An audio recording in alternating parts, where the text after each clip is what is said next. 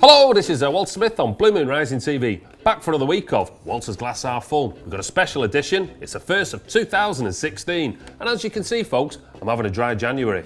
Without further ado, let's have a look at some of those comments. John Whittington: I think Watford will win. I don't want them to, I just think they will win. Oh, ye of little faith, that's what I've got to say, John.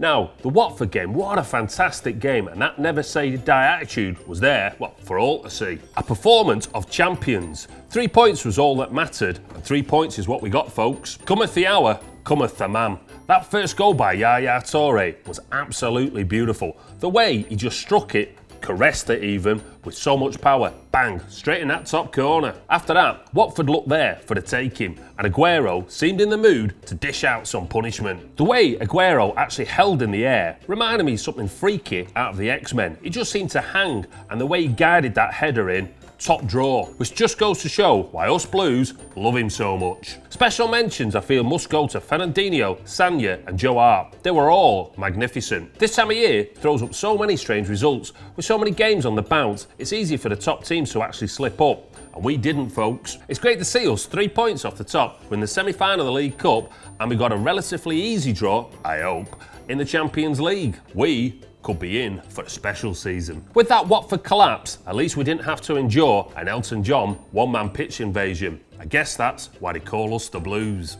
I enjoyed this post. The Brady Boy 7, Disco Isco, is back on.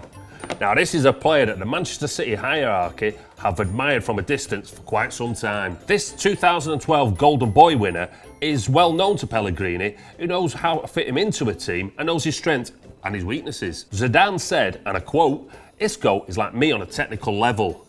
That's some praise for a player that's only 23. This kid, he has it all. I mean, he's great at dribbling, he can move the ball forward at some pace, he's got a great range of passing, his vision in the game is stunning as well. He's exactly the type of player that any top club will be looking for. I'd also say he's very motivated because he wants to be in that Spanish team in Euro 2016 this summer. Some City fans have actually stated that they don't want Isco near our club because he's turned us down in the past. That's nonsense.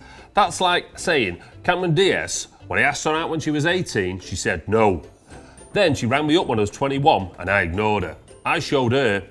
This is of course a hypothetical story, but you get the deal.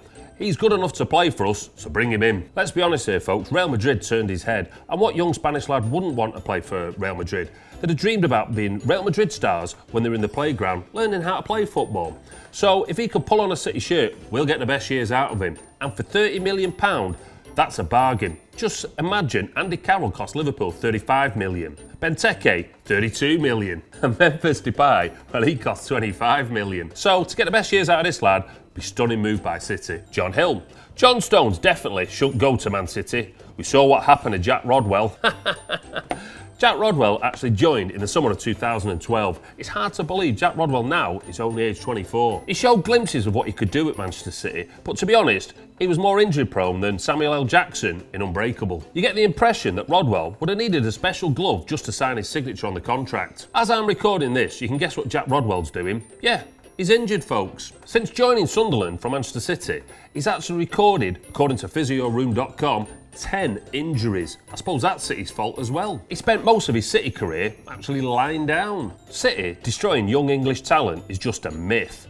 But what about Adam Johnson? What about Scott Sinclair, I hear people say? Well, the less said about Adam Johnson, probably the better. Scott Sinclair is actually struggling to get in the worst team I can remember in the Premiership, Aston Villa at the moment. Sinclair actually joined City after having more loan deals than your average library book. Instead of saying that City are actually destroying English talent, I think that City actually just bought poorly at the time. Look at Sterling, look at Delph. They're English, and they're both doing very well at City, thank you very much. And with Pep on their horizon, he loves to bring through young talent. So there's always that opportunity for any player signing for City. If they're good enough, they'll play. English, Irish, Pluto, or Mars. So that about sums up another week of Walter's Glass Half Full. So if you want to leave any negative comments below, I'll get back to you. Oh, time for another.